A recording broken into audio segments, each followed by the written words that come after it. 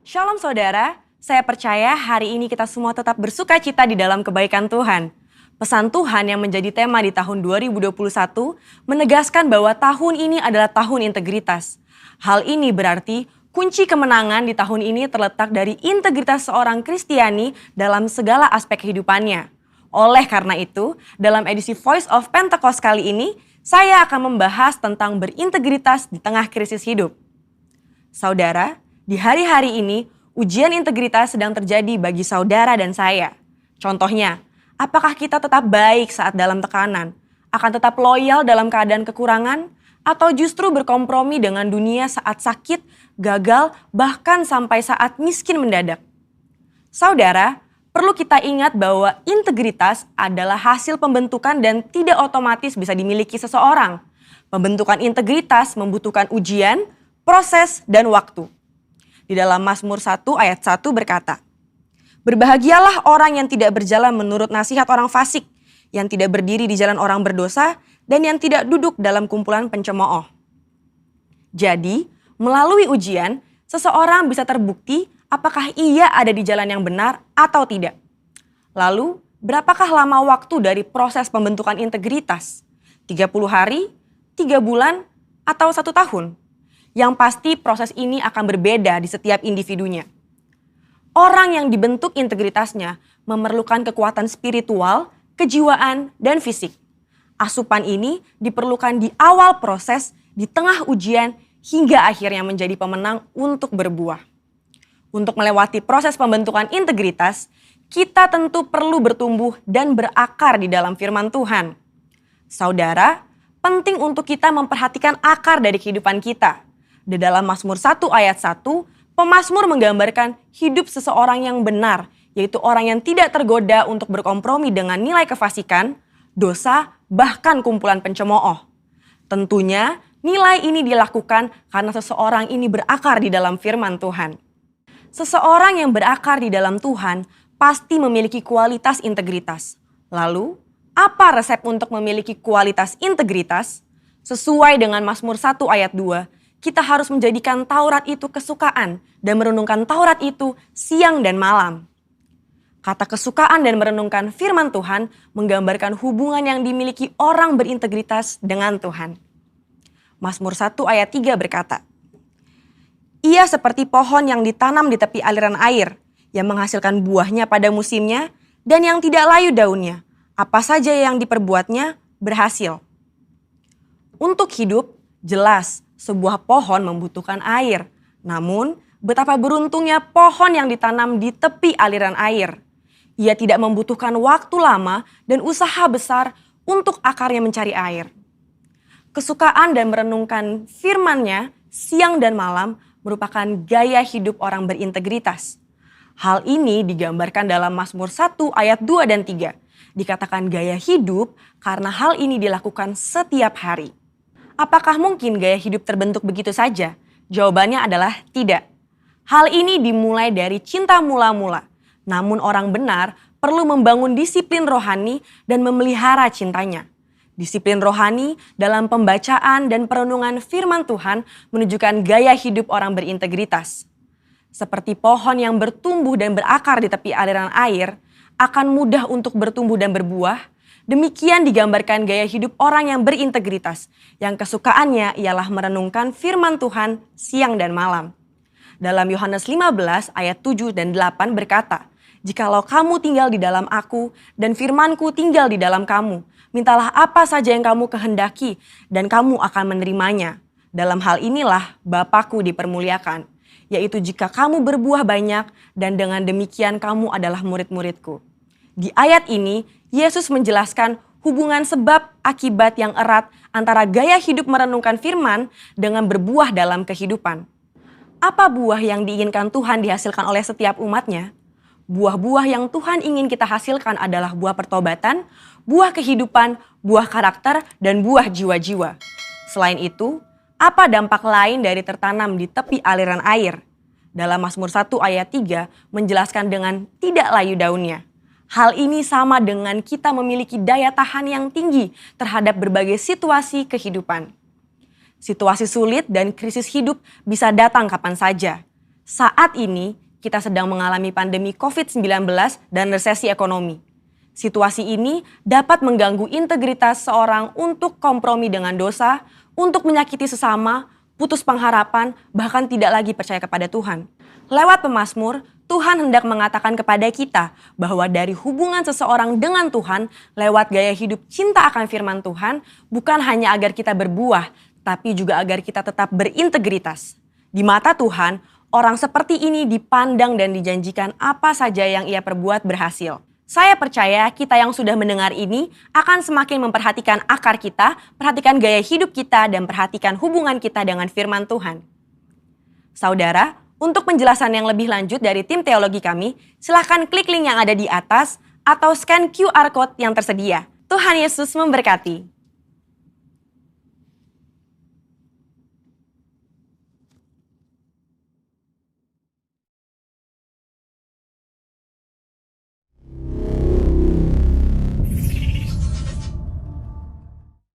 Kisah Rasul pasal yang pertama ayat yang ketiga, kepada mereka ia menunjukkan dirinya setelah penderitaannya selesai, dan dengan banyak tanda ia membuktikan bahwa ia hidup. Sebab selama 40 hari ia berulang-ulang menampakkan diri dan berbicara kepada mereka tentang kerajaan Allah. Jemaat yang dikasihi Tuhan, saat ini kita masih berada dalam kebangkitan. Amin ya. Ada di mana hari-hari ini kita boleh belajar bagaimana Yesus sudah bangkit dan dia hidup. Amin. Alkitab bilang begini, bahwa selama 40 hari secara terus berulang-ulang dari Senin Minggu 40 hari berturut-turut, Yesus hanya menyampaikan dua hal.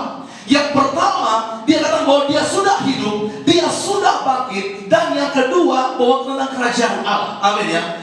Jemaat yang dikasihi Tuhan, kenapa Yesus perlu menyampaikan berulang-ulang selama 40 hari? Apakah seminggu kurang? Apakah 2 minggu kurang? Apakah sebulan kurang? Sampai Yesus sendiri harus 40 hari secara berulang-ulang dia mengatakan bahwa aku sudah hidup. Berulang-ulang 40 mengatakan bahwa Yesus sudah bangkit, bahwa maut sudah dikalahkan. Kenapa? Karena ada banyak orang pada masa itu sulit untuk menerima kisah kebangkitan Yesus. Ada banyak orang tidak mampu dengan nalarnya untuk mengerti bahwa Yesus sudah bangkit dari kubur. Ada banyak orang yang bisa terima Yesus bangkit. Amin ya. Jemaat yang dikasihi Tuhan, Alkitab mencatat bahwa ada ahli mahkamah agama. Dia menyogok para penjaga kubur untuk apa? Memberikan saksi dusta. Amin ya.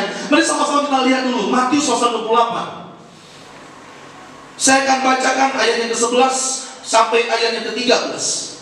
Ketika mereka di tengah jalan, datanglah beberapa orang dari penjaga itu ke kota dan memberitahukan segala yang terjadi itu kepada imam-imam kepala. Dan sesudah berunding dengan tua-tua, mereka mengambil keputusan lalu memberikan sejumlah bersama pada saudara-saudara itu dan berkata, kamu harus mengatakan bahwa murid-muridnya datang malam-malam dan mencurinya ketika apa?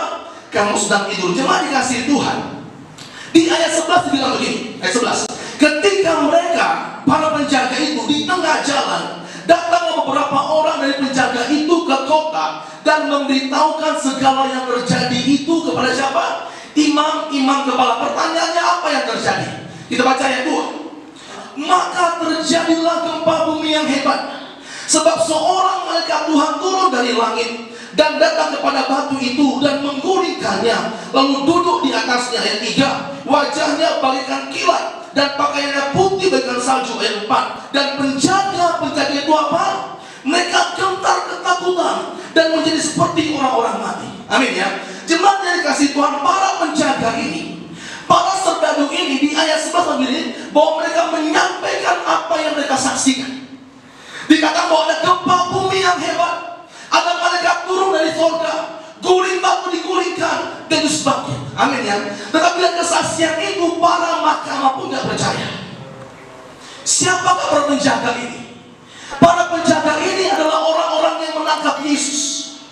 Para penjaga ini adalah orang-orang yang mencambuk Yesus.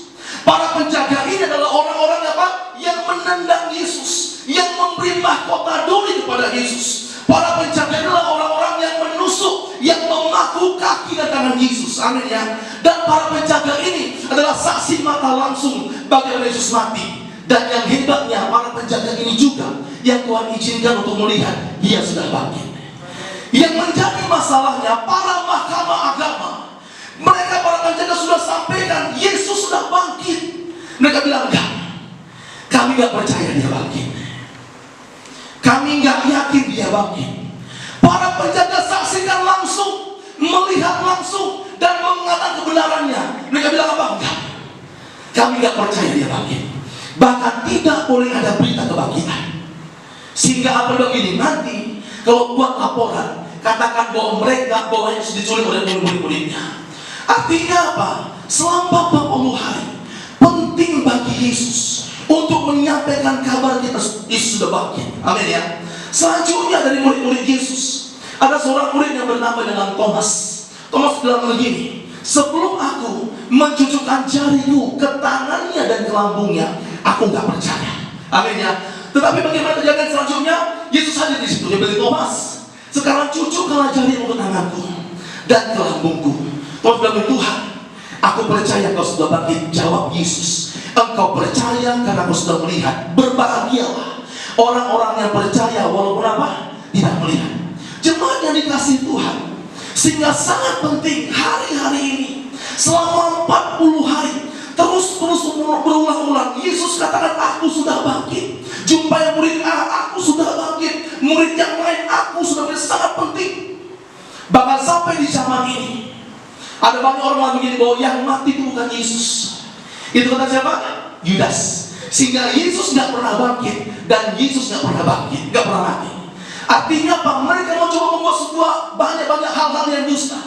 Padahal kenyataannya Alkitab jelas menggambarkan bagaimana kisah akhirnya Yudas. Amin ya. Dia mati penuh penyesalan dan gantung diri. Ada juga orang bilang begini, bahwa Yesus ketika disalib itu belum mati total. Dia hanya pingsan atau mati suri saja. Sehingga Yesus malam-malam waktu dia sudah sadar, dia kabur. Jemaat yang dikasihi Tuhan, Alkitab sudah menggambarkan dengan sangat jelas bahwa dia dicambuk, bahwa dia disiksa, bahwa dia memikul salib, dia dibanting, dia diludahi, pakunya tangannya dipaku, kakinya dipaku, dan dia mati. Amin. Sehingga tidak ada satu manusia yang sanggup menahan semuanya itu. Seorang tokoh, sebuah aktor yang bernama Jim Caviezel, dia seorang aktor yang Tuhan percayakan untuk memerankan pemeran Yesus dalam film The Passion of the Christ. Amin ya. Dia bilang begini, yang paling menakutkan itu ketika menghadapi cambuk. Di cambuk itu badannya hanya dilapisi sebuah papan yang bertebal 33 cm saja. Ketika dicambuk sekali, itu sangat sakit luar biasa. Dia bilang, stop, aku nggak kuat tunggu. Bahkan waktu dia akan pikul salib Yesus, bahunya remuk.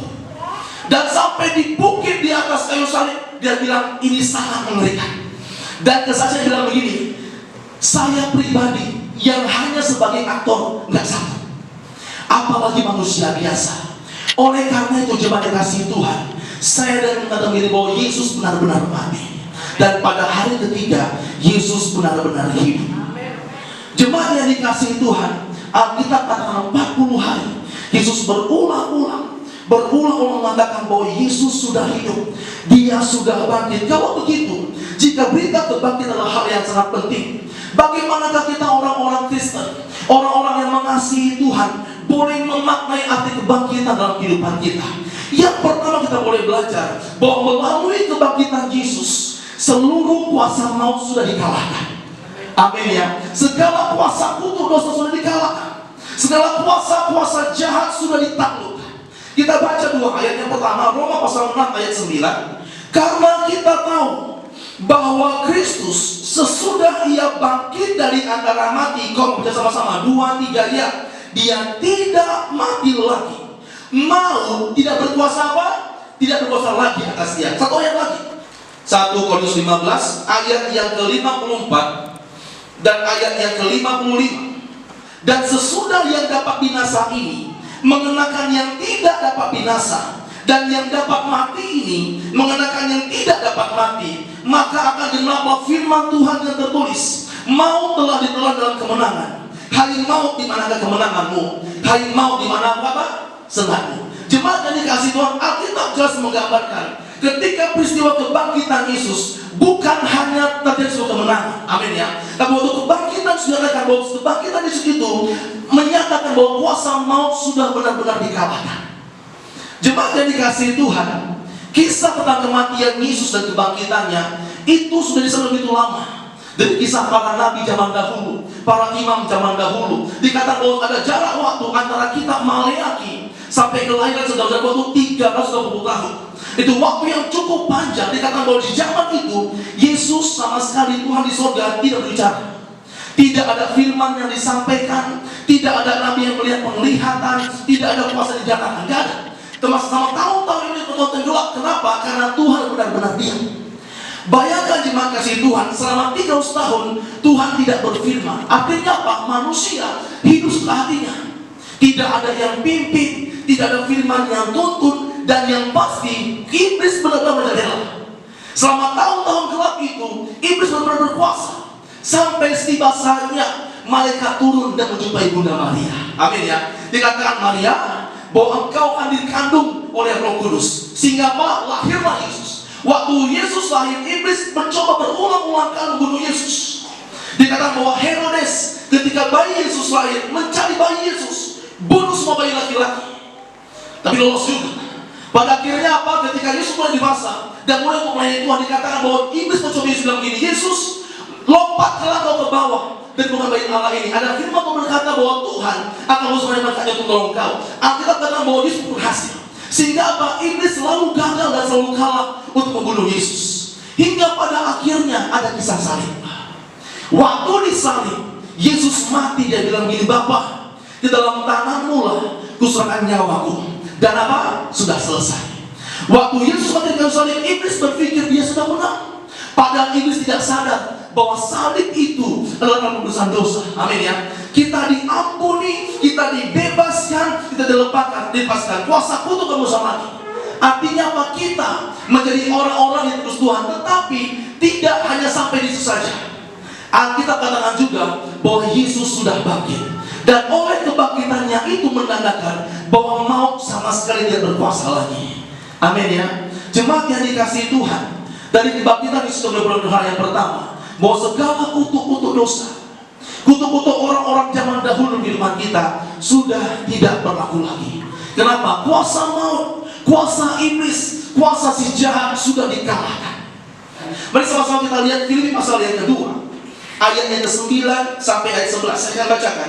Itulah sebabnya Allah sangat meninggikan dia dan mengaruniakan kepadanya nama di atas segala nama, supaya dalam nama Yesus bertekuk lutut segala yang ada di langit dan yang ada di atas bumi dan yang di bawah bumi, dan segala lidah mengaku Yesus Kristus adalah Tuhan, bagi kemuliaan Allah Bapa. Amin. Kata di ayat ini bahwa itulah sebabnya Allah sangat meninggikan Yesus dan mengaruniakan kepadanya nama di atas segala nama, supaya dalam nama Yesus bertekuk lutut segala kuasa-kuasa di dunia ini. Jemaat yang dikasihi Tuhan, dalam kisah kebangkitan berarti menyatakan bahwa kuasa maut sudah dikalahkan, dan kita menjadi orang-orang percaya yang dibebaskan, yang dilepaskan, yang dimerdekakan oleh kebangkitannya. Yang kedua selanjutnya, bagaimanakah kita boleh mengimani, boleh memaknai kebangkitan Yesus? Yang kedua selanjutnya, melalui kebangkitan Yesus, karya keselamatan Yesus kerjakan menjadi lengkap dan sempurna. Amin. Mari sama-sama kita lihat 1 Korintus ayat yang kelima, pasal 15, ayat 17 sampai ayat yang ke-20. Dan jika Kristus tidak dibangkitkan, maka sia-sialah kepercayaan kamu, dan kamu masih hidup dalam dosamu. Demikianlah binasa juga orang-orang yang mati dalam Kristus. Jikalau kita hanya dalam hidup ini saja menaruh pengharapan pada Kristus, maka kita adalah orang-orang yang paling malang dari segala manusia. 20. Tetapi yang benar ialah bahwa Kristus telah apa? Dia telah dibangkitkan dari antara orang mati sebagai yang sulung dari orang-orang yang telah meninggal. Jemaat yang dikasihi Tuhan, yang kedua bilang begini, bahwa melalui kebangkitan Yesus menyatakan bahwa karya keselamatan yang Yesus kerjakan menjadi lengkap dan sempurna. Amin. Kalau kita belajar kisah perjatuhan manusia dalam dosa, dalam kisah pasal yang ketiga bilang begini, bahwa manusia ketika jatuh dalam dosa, maka ada caranya cukup jauh antara manusia dengan Tuhan. Amin ya. Sehingga manusia setiap berjumpa dengan Tuhan mesti ada korban persembahan, ada korban sembelihan, bahkan ada imam-imam yang mewakilinya. Tidak bisa manusia langsung. Kenapa? Karena ada dosa, ada jarak yang membuat antara kita dengan Tuhan begitu jauh. Sehingga apa? Muncullah Yesus. Amin. Datang Yesus datang ke dunia ini, dia bersama dengan kita, dia mati di kayu salib dan darahnya tercurah buat kita. Amin ya. Tetapi tidak sampai saja dikatakan bahwa Yesus pada hari yang ketiga setelah kematiannya dia bangkit. Kenapa? Untuk menyempurnakan keselamatan itu, untuk melengkapi kisah keselamatan itu. Kenapa? Karena Yesus datang bukan hanya untuk menebus dosa, tapi Yesus juga datang untuk memberi hidup yang berkelimpahan. Amin ya. Kalau kita berpikir Yesus hanya untuk menebus dosa, saya setengah itu. Amin ya. Itu belum lengkap. Tapi dikatakan begini, bahwa aku datang untuk memberi hidup dan dalam kelimpahan. Jemaat yang dikasihi Tuhan, hidup dalam berkelimpahan tidak bisa diperoleh tanpa adanya kebangkitan. Amin ya. Kebangkitan Yesus menyatakan bahwa saya, jemaat dikasihi Tuhan, adalah orang-orang yang bisa memperoleh hidup berkelimpahan. Kenapa? Karena dinyatakan oleh karena kebangkitannya. Jemaat yang dikasihi Tuhan, ketika saya baca dia bilang begini, bahwa ternyata Yesus itu sungguh baik luar biasa. Bayangkan begini, kelahirannya membawa damai sejahtera. Amin ya.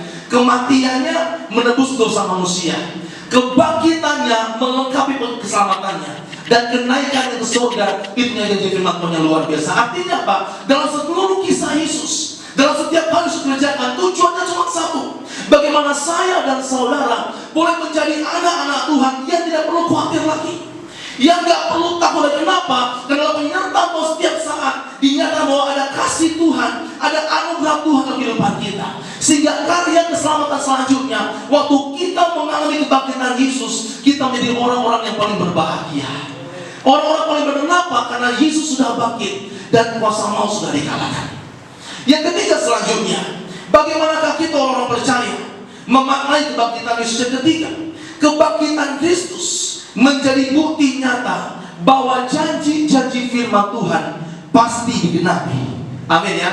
Mari sama-sama kita lihat Lukas pasal yang ke-24 ayat yang ke-6 sampai ayat yang ke-8.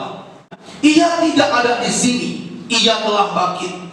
Ingatlah apa yang telah dikatakannya kepada kamu ketika ia masih di Galilea, yaitu bahwa anak manusia harus diserahkan ke tangan orang-orang berdosa dan disalibkan dan akan bangkit pada hari yang ketiga. Maka teringatlah mereka akan perkataan Yesus itu. Amin ya. Jemaat yang dikasihi Tuhan, kisah tentang kebangkitan Yesus sebenarnya secara rinci sudah disampaikan oleh Yesus. Amin ya.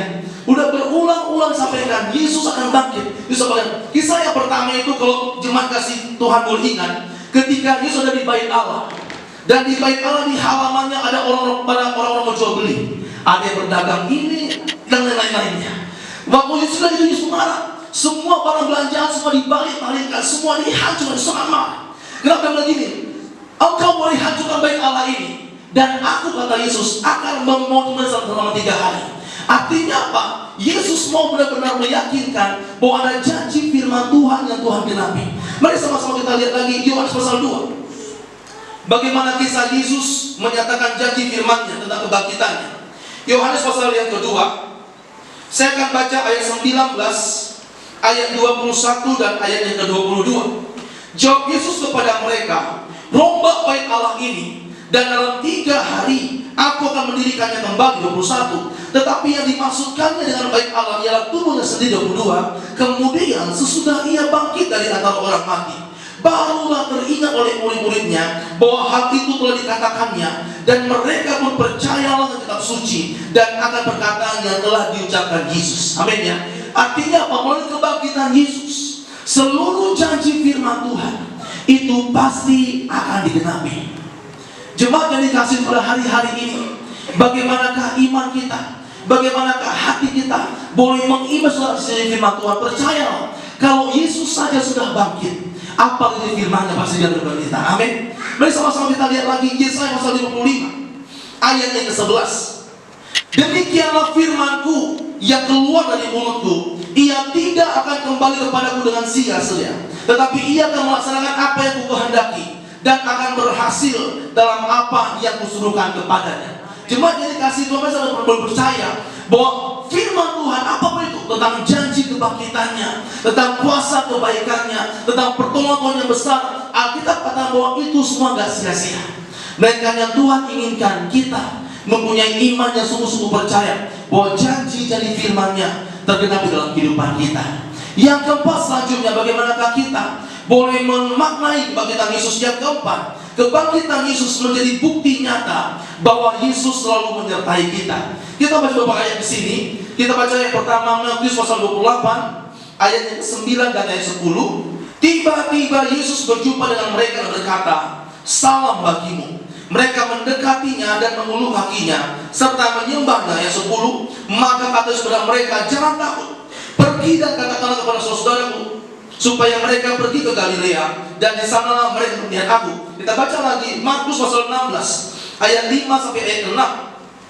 Lalu mereka masuk ke dalam kubur dan mereka melihat seorang muda yang memakai jubah putih duduk di sebelah kanan. Mereka pun sangat terkejut, tetapi orang muda berkata kepada mereka, "Jangan takut, kamu mencari Yesus orang Nazaret yang sedang itu. Ia telah bangkit, ia tidak ada di sini. Lihat, inilah tempat mereka membalikkan dia." Kita baca lagi Lukas pasal 24 ayat yang ke-36. Dan sementara mereka bercakap-cakap tentang hal itu, Yesus tiba-tiba berdiri di tengah-tengah mereka dan berkata kepada mereka, "Damai sejahtera bagi kamu." Terakhir, Yohanes pasal 20 ayat 19. Ketika hari sudah malam pada hari pertama minggu itu, berkumpullah murid-murid di suatu tempat dengan pintu-pintu yang terkunci karena mereka takut pada orang-orang Yahudi. Pada waktu itu datanglah Yesus dan berdiri di tengah-tengah mereka berkata, "Damai sejahtera bagi kamu." Jemaat yang dikasihi Tuhan, surat kitab Matius, kitab Markus, kitab Lukas, kitab Yohanes, semua mengatakan begini, bahwa satu pesan yang Yesus sampaikan ketika dibangkit, yaitu damai sejahtera bagi kamu. Janganlah apa? Jangan takut. Jemaat yang dikasihi Tuhan, pada masa itu adalah masa yang berat bagi murid Yesus. Kenapa? Dulunya mereka bisa bebas bilang kabar baik, melihat mujizat, melihat hal-hal yang luar biasa terjadi. Tapi oleh karena sejak kematian Yesus, mereka ketakutan, takut ditangkap, takut mereka diejek, takut mereka diusir dari orang, sehingga apa? Mereka sembunyi. Bahkan murid-murid Yesus dalam kematian Yesus mereka tersembunyi, tidak berani berbicara, semuanya diam. Sehingga apa? Kehadiran Yesus, kebangkitan disuruh begini, bahwa aku, kata Tuhan, senantiasa menyertai kamu. Bahwa kebaikan Tuhan, Dia bahkan memberikan kita dikatakan bahwa Yesus membawa damai sejahtera dalam kehidupan kita. Jemaat yang dikasihi Tuhan, mungkin hari-hari ini adalah masa-masa yang berat buat kita. Kita rasa takut, kita rasa khawatir, kita cemas. Bagaimana Tuhan keadaanku? Bagaimana pekerjaanku Tuhan? Bagaimana masa depanku? Bagaimana Tuhan tolong aku? Alkitab katakan di dalam kebangkitannya, pesan yang terbaik yang Tuhan sampaikan, janganlah engkau takut, janganlah engkau gentar, jangan engkau khawatir. Kenapa? Karena Yesus datang untuk memberikan jaminan kepada kita. Amin. Kita baca lagi Yesaya pasal 41 ayat yang ke-10. Janganlah takut, sebab aku menyertai engkau. Janganlah bimbang, sebab aku ini Allahmu. Aku akan meneguhkan bahkan menolong engkau. Aku akan mengangkat engkau dengan tangan kananku yang membawa apa? Kemenangan. Alkitab katakan apapun masalah yang kita hadapi, seberat apapun yang masih dihadapi, Alkitab katakan janganlah engkau takut. Di dalam kebangkitan ini, biarlah iman kita, biarlah hati kita, biarlah rohani kita memiliki sebuah keyakinan, aku tidak pernah gagal bersama dengan Tuhan. Amin. Dikatakan jemaat yang dikasihi Tuhan, biarlah hari-hari ini, selama 40 hari masa penantian ini, kita sungguh-sungguh mencari Tuhan dengan iman dan percaya bahwa apapun kita hadapi, kita nggak perlu khawatir, karena Tuhan menyertai kita. Yang kelima, yang terakhir, bagaimanakah kita orang-orang Kristen memaknai kebangkitan Kristus? Yang kelima, kebangkitan Yesus memberikan jaminan akan adanya masa depan. Amin. Mari sama-sama kita baca Yohanes pasal 11. Yohanes 11 ayat yang ke-25 dan ayat yang ke-26. Jawab Yesus, "Akulah kebangkitan dan hidup. Barang siapa percaya kepadaku, ia akan hidup walaupun ia sudah mati. Dan setiap orang yang hidup dan yang percaya kepadaku tidak akan mati selama-lamanya. Percayakah kau akan hal ini? Jemaat yang dikasih Tuhan, pesan yang terbaik untuk ini, bahwa aku kata Tuhan akan membangkitkan setiap orang sudah mati. Ada dua pengertiannya. Yang pertama, mujizat kebangkitan terjadi. Amin ya. Kita ada banyak kisah kesaksian. Ada banyak orang yang sudah mati suri, mereka boleh dibangkitkan. Tuhan, dan yang sudah koma, Tuhan bangkitkan lagi. Ada banyak kesaksian. Tapi yang kedua bilang begini, apapun keadaan yang kau hadapi, mungkin semua sudah hampir binasa, Alkitab katakan, aku kata Tuhan akan membangkitkannya. Dibilang 25 begini, 25. Jawab Yesus, akulah kebangkitan dan hidup, koma. Barang siapa percaya kepadaku, ia akan hidup. Walaupun apa? Ia sudah mati. Artinya apa? Pekerjaannya akan berhasil walaupun gagal. Masa depannya berhasil walaupun ada banyak tantangan. Apapun terjadi, biarlah kita menjadi orang-orang yang percaya bahwa kebangkitan Yesus berarti dia menyertai kita. Dan waktu Yesus bangkit, maka akan ada hari esok dalam kehidupan kita. Ada banyak orang-orang yang dulunya pemberontak, yang dulunya penjahat, yang dulunya kriminal, yang mengerti kebangkitan Yesus, jadi ubah.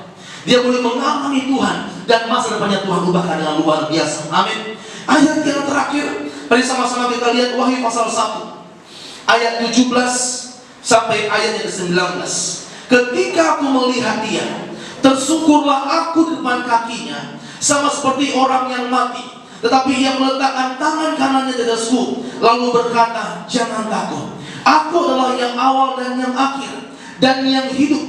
Aku telah mati, namun lihatlah, aku hidup sampai selama-lamanya, dan aku memegang segala kunci maut dan kerajaan maut. Karena itu, tuliskanlah apa yang telah kau lihat, baik yang terjadi sekarang maupun yang akan terjadi sesudah ini. Kita bilang seperti ini, tuliskanlah apa menjadi impianmu, yang menjadi harapanmu, apa yang mau kau lihat, apa yang mau kerjakan, tuliskanlah. Kenapa? Karena dalam kebangkitan Yesus ada masa depan yang pasti.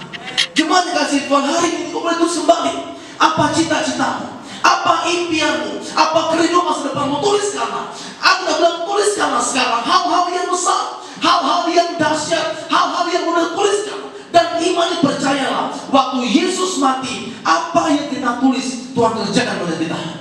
Biarlah kita menjadi orang-orang Kristen yang mempunyai iman yang sungguh pada Tuhan. Kenapa? Karena dalam kebangkitan Yesus ada masa depan yang indah dalam Tuhan. Ada 5 hal. Yang pertama, kebangkitan Yesus, kuasa maut sudah dikalahkan. Kebangkitan Yesus dari keselamatan yang lengkap dan sempurna. Kebangkitan Yesus bukti bahwa janji firman Tuhan segenapi. Kebangkitan Yesus menjadi bukti nyata bahwa Yesus menyertai kita. Dan kebangkitan Yesus menyatakan bahwa akan ada masa depan dalam kehidupan kita, orang-orang yang percaya. Kita beri bersama-sama, kita sembah nama Tuhan Allah kita.